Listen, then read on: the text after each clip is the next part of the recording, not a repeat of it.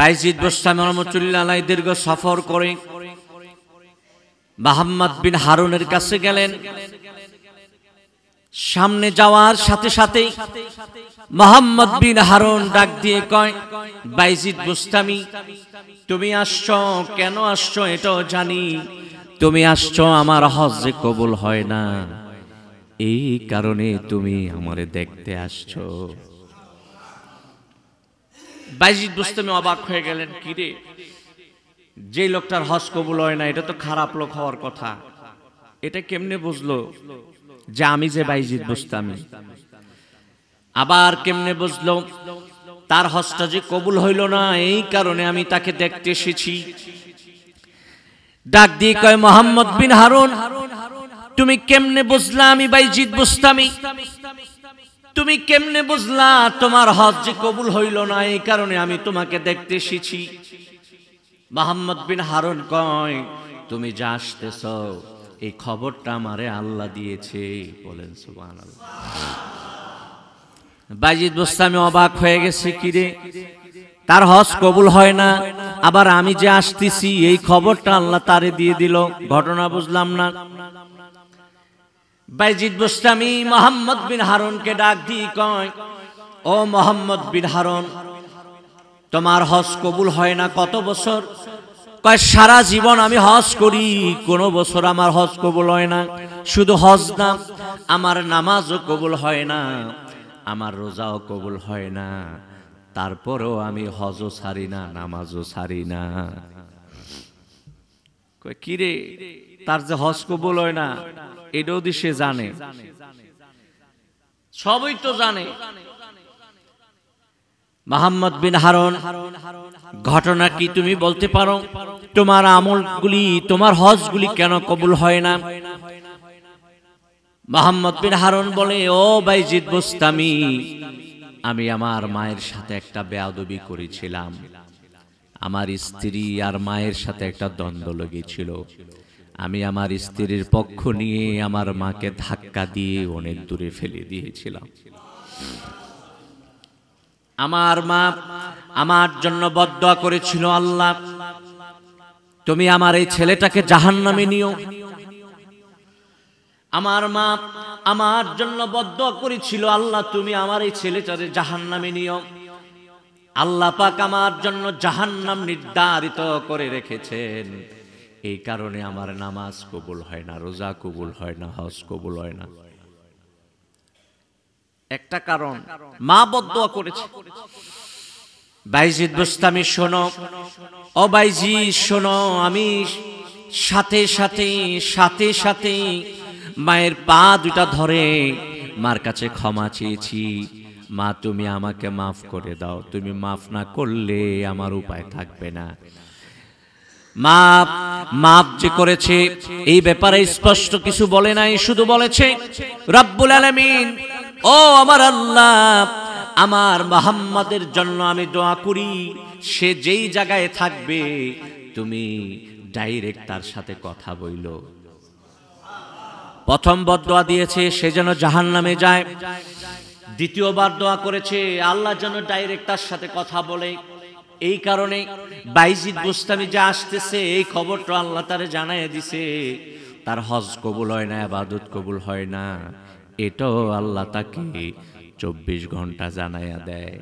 সম্মানিত মুসল্লিয়ানে কেরাম, আল্লাহ পাকের দরবারে আলিশানে লক্ষ কোটি শুকরিয়া জ্ঞাপন করছি। আল্লাহ পাক আমাদের সকলকে আজকের পবিত্র জুমায় আসার তৌফিক দান করেছেন, তাই আমরা সকলে পড়ছি আলহামদুলিল্লাহ।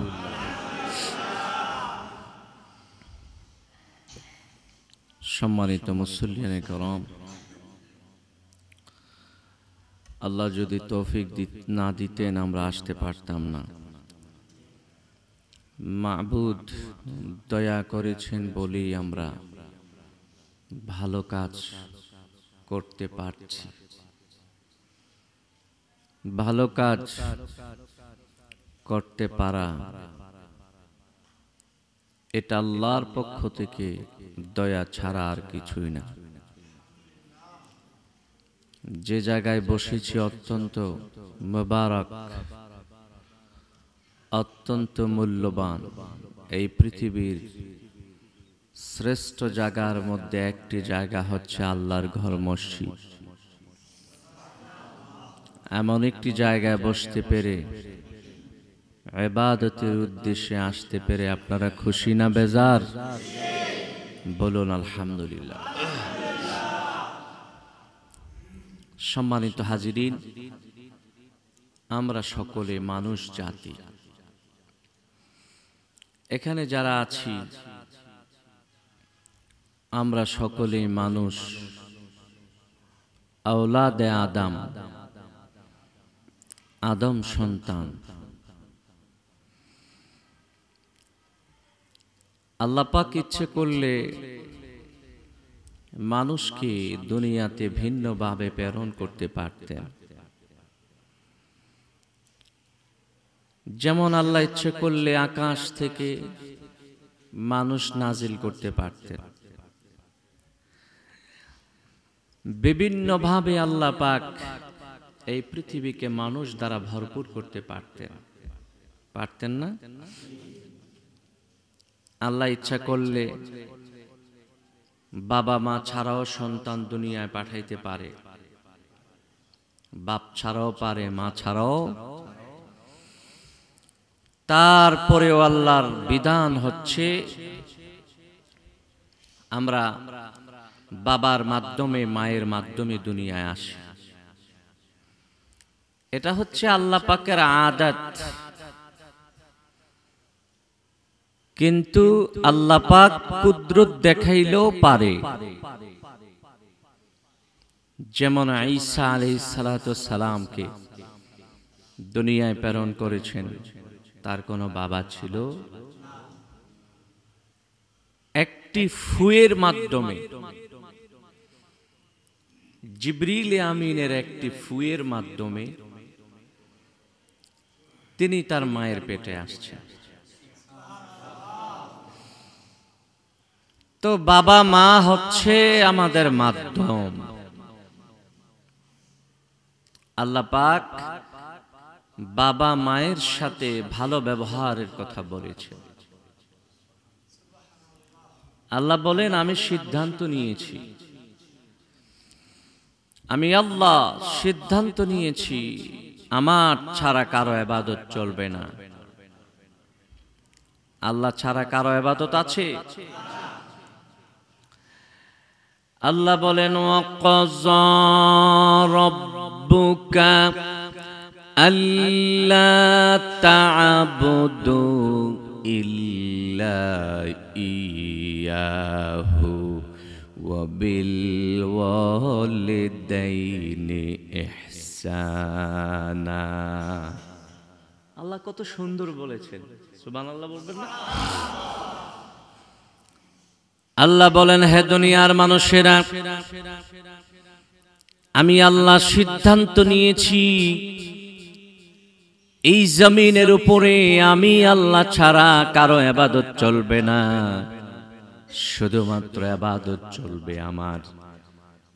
কিন্তু তার সাথে সাথে আমি আল্লাহ নির্দেশ দিচ্ছি, আমার ইবাদতের পরে তোমরা মায়ের সাথে, বাবার সাথে ভালো ব্যবহার করবা।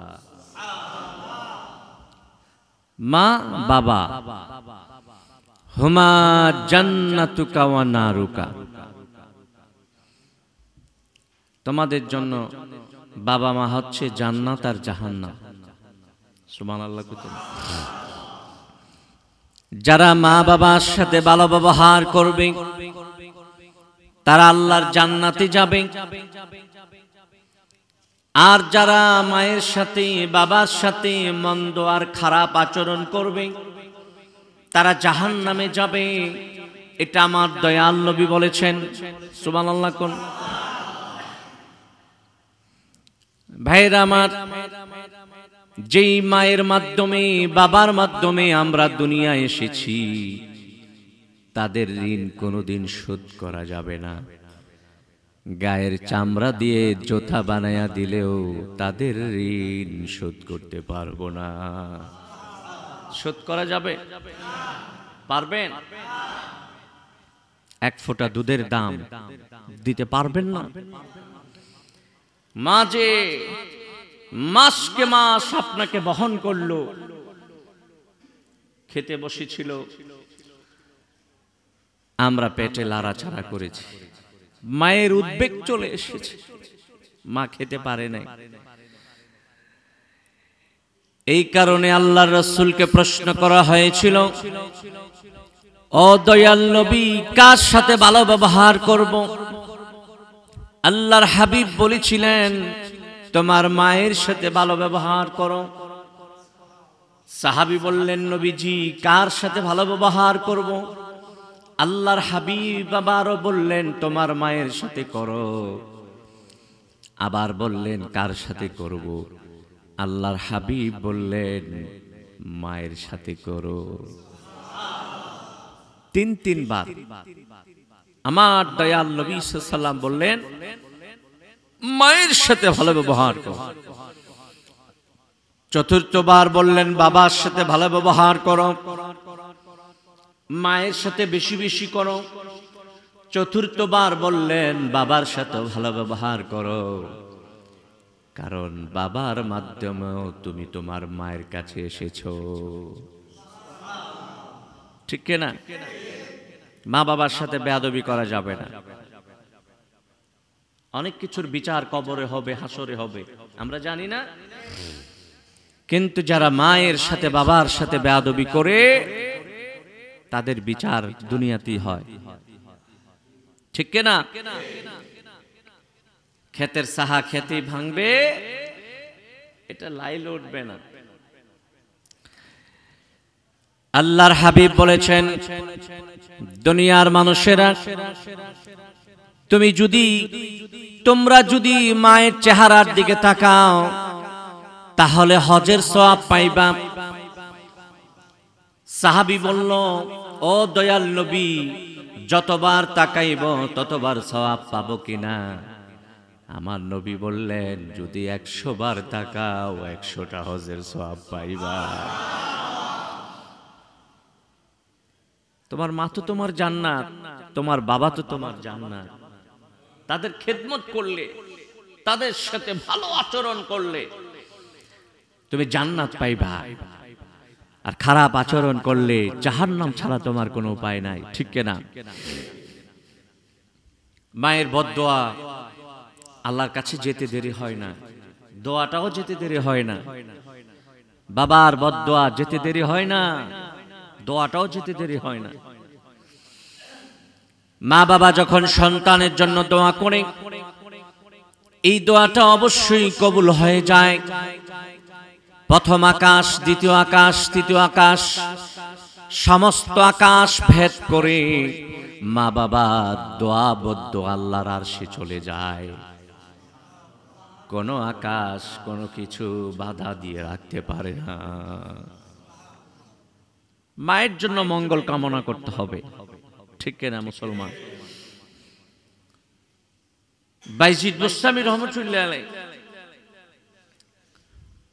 হজ করতে গিয়েছিলেন। উনি মুরাকাবায় আল্লাহকে জিজ্ঞেস করলেন, আল্লাহ, এই বছর হজে কয়জনের হজ কবুল হয়েছে? আল্লাহ বললেন, বাইজিদ, সবার হজ কবুল হয়েছে, একজনের কবুল হয়নি। বাইজিদ বুস্তামি বললেন, রব্বুল আলামিন, ওই মানুষটাকে আমি দেখতে চাই যার হজটা কবুল হয় নাই। আল্লাহ বললেন, বাইজিদ, যাও অমুক জায়গায় গেলে অমুক রঙের এই ধরনের একটা মানুষকে দেখতে পাইবা, তার নাম মোহাম্মদ বিন হারুন। তার দোয়া, তার কারণে তার ইবাদতটা কবুল হয় না। শুধু হজ না, তার কোনো ইবাদত আমি আল্লাহ কবুল করি না।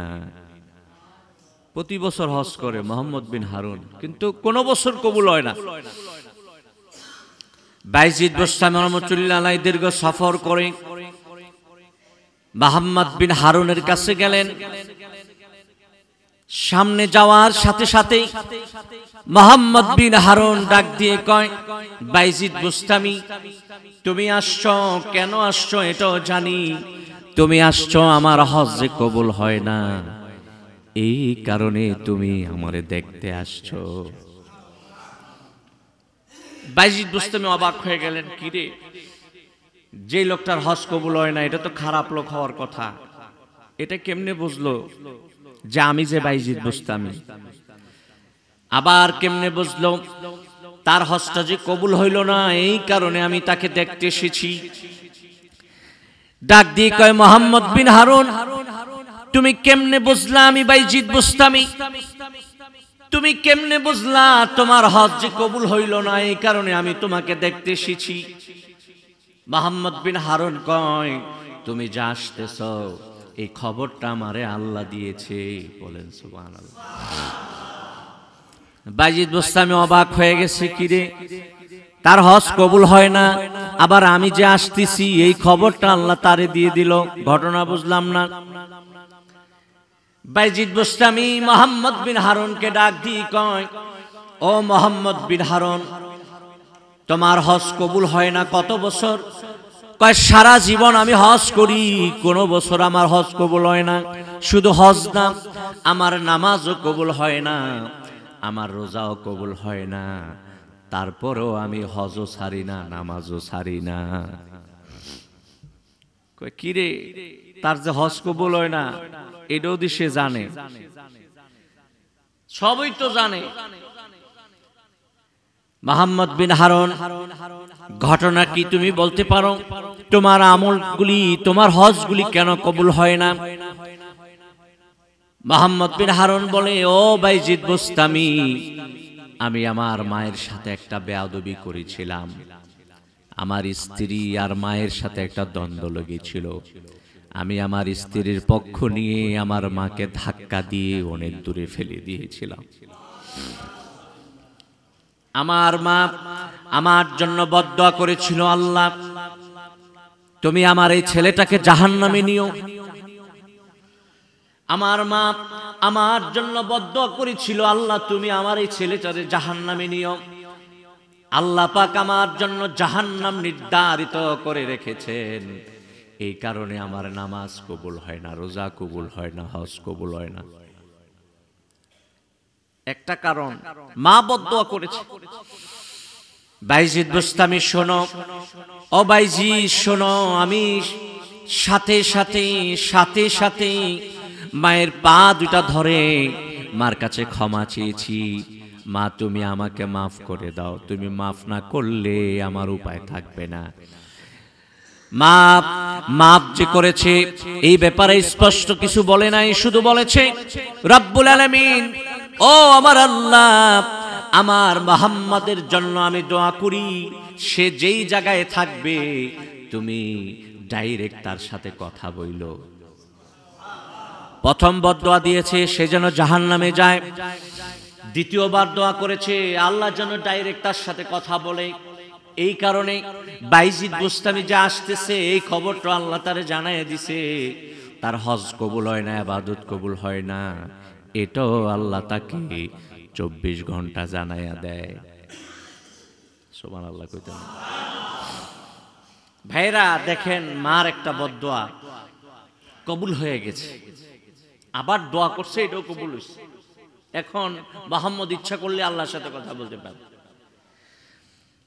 বাইজিদ বুস্তামি রহমাতুল্লাহ আলাইহি আল্লাহর কাছে দোয়ার জন্য হাত বাড়াইলেন। রব্বুল আলামিন, তোমার কাছে দোয়া করি, তুমি মুহাম্মাদের এই অন্যায়টাকে ক্ষমা করে দাও, তার ইবাদতগুলি কবুল করো। মুহাম্মদ বিন হারুন ডাক দিয়ে কয়, বাইজিদ বুস্তামি, দোয়া করে তোমার কোনো কাজে আসবে না, কারণ আমি সারা জীবন হজ করেছি। প্রতি বছর হজের পরে একজন করে আল্লাহর ওলি আমাকে দেখতে আসে, কারণ আমার হজ কবুল হয় না, সবাই আমারে দেখতে আসে, সবাই দোয়া করে, কারো দোয়া আল্লাহ মঞ্জুর করে না। সবাই দোয়া করে আমার জন্য, আমার ইবাদত জন্য কবুল হয়, ওই যে এক বদদোয়া লাগিয়ে রইছে, এই কারণে কারো দোয়া কবুল হয় না। কিন্তু আমার বাইজিদ বুস্তামি অনেক বড় ওলি ছিলেন। তিনি সাথে সাথে সিজদায় পড়ে গেলেন। রব্বুল আলামিন দুনিয়ার সমস্ত ওলিরা তোমার দরবারে দোয়া করেছে, তুমি কারো দোয়া কবুল করো নাই। আমি বাইজিদ সিজদায় পড়লাম, তুমি আমার দোয়াটা কবুল করতেই হবে। সুবহানাল্লাহ। আল্লাহ রাসূল হাদিসের মধ্যে বলেছে, ওয়া ইন্না মিন ইবাদিল্লাহি লাউ আকসামা আলাল্লাহি লা আবাররাহু। আল্লাহর কিছু বান্দা এমন আছে, তারা কঠিন করে কোনো কথা বললে আল্লাহ তাআলা তাদেরকে ফেরত দেয় না। বাইজিদ বুস্তামি খুব জোর দিয়ে বলছে, আল্লাহ কারো দোয়া কবুল করছো না, আমারটা করতেই হবে। আল্লাহ ডাক দিয়ে কয়, ও বাইজিদ, তুমি দোয়া করলা, তোমার দোয়া আমি ফেরত দিব না। তবে এই মুহাম্মদ বিন হারুনকে আমি কিয়ামতের ময়দানের পরে জাহান্নামে নিক্ষেপ করব। তার মাকে ডাক দিয়ে বলবো, দেখো তোমার সন্তান তোমার বদদোয়ার কারণে জাহান্নামের আগুনে আছে, দেখো দেখো। তার মা সহ্য করতে পারবে না, সন্তানকে আগুনের মধ্যে দেখে সহ্য করতে পারবে না। তখন ওই সময় আমাকে বলবে, আল্লাহ আমার সন্তানটারে তুমি জাহান্নামের আগুনে জ্বালাইও না। আমি আল্লাহ তার মার কথায় আবার তারে বেহেশতে দিব। মায়ে যে বদদোয়া করছে এমন লাগছে কোন অলির দোয়া কবুল হয় না। কিন্তু বাইজিদ বুস্তামি অনেক উচ্চ মাপের ওলি ছিলেন। দোয়া কবুল হয়েছে ঠিক, কিন্তু জাহান্নামে দিব এটাও ঠিক। মারে দেখাইবো, দেখো তোমার ফুতি কই আছে। তখন মা সহ্য করতে পারবে না, বলবে, আল্লাহ এই আগুনে আমার ছেলেরে জ্বালাইও না, জান্নাত দাও। তখন আল্লাহ কবুল কইরা, আমার দোয়াটা কবুল কইরা তাকে জান্নাত দিবে। বলেন সুবহানাল্লাহ। সম্মানিত হাজিরি, সম্মানিত মুসল্লি ভাইরা, আসুন আমরা মায়ের সাথে বাবার সাথে ভালো আচরণ করি।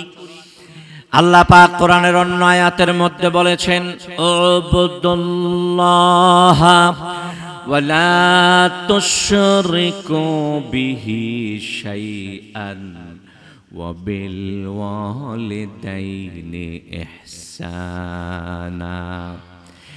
আল্লাহ পাক বলেছেন, তোমরা আমি আল্লাহর ইবাদত করো, আমার সাথে কাউকে শরীক করো না, এবং মায়ের সাথে বাবার সাথে ভালো ব্যবহার করো। মায়ের সাথে যেভাবে ভালো ব্যবহার করতে হবে, বাবার সাথেও ভালো ব্যবহার করতে হবে। কারণ আল্লাহর রাসূল বলেছেন, আনতা ওয়া মালুকা লি আবিকা। দুনিয়ার সমস্ত সন্তানদেরকে বলেছে, ও দুনিয়ার সন্তানেরা, তুমি এবং তোমার সমস্ত সম্পদ তোমার বাবার। বলেন সুবহানাল্লাহ। সময় নাই, বলে দিচ্ছি হাদিসটা। এক সন্তান তার বাবার বিরুদ্ধে দয়াল নবীর কাছে নালিশ করলো, ইয়া রাসূলুল্লাহ সাল্লাল্লাহু আলাইহি ওয়াসাল্লাম, আমি যা কামাই করি সব আমার বাবা নিয়ে যায়, আমি যা কামাই করি সব কিছু আমার বাবা নিয়ে যায়। নালিশ করলো আল্লাহর হাবিব সাল্লাল্লাহু আলাইহি ওয়াসাল্লাম। বললেন, যাও তোমার বাবাকে নিয়ে আসো। সে যায় তার বাবাকে বলল, বাবা তুমি তো আমার সমস্ত কামাই নিয়ে যাও, এই কারণে আমি দয়াল নবীর দরবারে তোমার নামে বিচার দিয়েছি। দয়াল নবী তোমাকে শাসানের জন্য ডেকেছে। বাবা বরদাস্ত করতে পারল না, চোখের পানিগুলি ছাড়তে ছাড়তেই মনে মনে চিন্তা করলো, হায় রে, আমার আর তো কোনো সন্তান নাই। যদি আরেকটা ছেলে থাকতো, আরো দুইটা ছেলে থাকতো, তাইলে তো তার সব কামাই নিতাম না। তার কামাইটা না নিলে আমার সংসার চলে না, এই কারণে সব কামাই নিয়ে নেই। বাবা মনে মনে চিন্তা করছে, তার জন্য কত কষ্ট করলাম। ছোট্টবেলা তার মা মারা গেছে, আমি বিয়ে শাদী করলাম না, তারে লালন পালন করলাম, তার কামাইটা সবটা আমার লাগে, এই কারণে নেই। কিন্তু সে দয়াল নবীর দরবারে আমার নামে মামলা দায়ের করছে। মনে মনে এই চিন্তা করে নবীর দরবারে, যেহেতু নবী ডাক দিয়েছে, বসে থাকা তো যাবে না, নবীর দরবারে রওনা দিয়েছে। আল্লাহর হাবিবের দরবারে যাওয়ার পরে জিবরাইল হাজির হয়ে গেছে। সুবহানাল্লাহ। জিবরাইল আমিন ডাক দিয়ে কয়, ইয়া রাসূলুল্লাহ সাল্লাল্লাহু আলাইহি ওয়াসাল্লাম, তার বাবাকে জিজ্ঞাসা করেন রাস্তায় রাস্তায় কি চিন্তা করছে। সুবহানাল্লাহ। আল্লাহর হাবিব বললেন, তুমি রাস্তায় রাস্তায় পথে পথে কি চিন্তা করছো আর চোখের পানি ফেলিয়েছো? বাবা বলতে চায় না, বাবা ডাক দিয়ে কয়, নবী আমি যা চিন্তা করছি, আমি যদ্দূর জানি এর চেয়ে বেশি আপনি জানেন, আপনি তো সব জানেন। বাবা তারপরে তার জীবনের ইতিহাসটা খুলে বলল।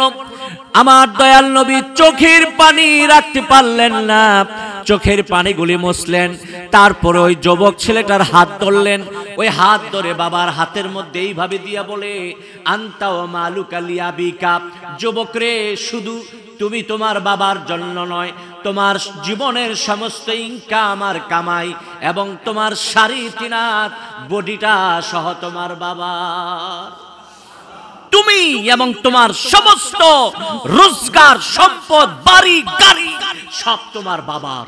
যতদিন তোমার বাবা থাকবে সমস্ত সম্পদের মধ্যে তার সম্পূর্ণ অধিকার থাকবে। বলেন সুবহানাল্লাহ। মা বাবাকে আল্লাহ কি অধিকার দিয়েছে। আজকে অনেকে মায়ের সাথে বেয়াদবি করে, বাবার সাথে বেয়াদবি করে। যুবক ভাইয়েরা, না, মায়ের সাথে বাবার সাথে বেয়াদবি করা যাবে না। যথাসম্ভব যতটুকু পারা যায় তৌফিক মতো জান দিয়ে হলেও মায়ের সাথে বাবার সাথে আদব রক্ষা করে চলতে হবে, তাদের সাথে ভালো ব্যবহার করতে হবে। রাজি আছেন সবাই? আল্লাহ যেন কবুল করে, মঞ্জুর করে, বলুন আমিন। ওয়া মা আলাইনা ইল্লাল বালাগ। আসসালামু আলাইকুম ওয়া রাহমাতুল্লাহ।